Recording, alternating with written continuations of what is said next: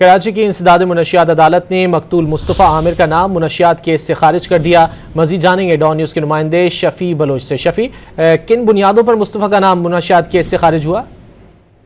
जी, anti narcotics force के तफ्तीशी अफसर की जानिब से एंटी नारकोटिक्स कोर्ट में जो है वो रिपोर्ट जमा कराई गई है, जिसमें बताया गया कि मुस्तफ़ा आमिर जो है वो कत्ल हो चुके हैं और इसकी पूरी जो है वो मुकदमे की जो मुख्तलिफ तफसीली जो रिपोर्ट थी वो अदालत को परतक सुनाई गई और जो है वो तफ्तीशी अफसर की जानिब से कहा गया कि मुस्तफ़ा आमिर को 31 जनवरी 2024 को जो है गिरफ्तार किया गया था और 20 मार्च 2024 को मुस्तफ़ा आमिर और नौमान याकूब की जो है जमानत हो गई थी।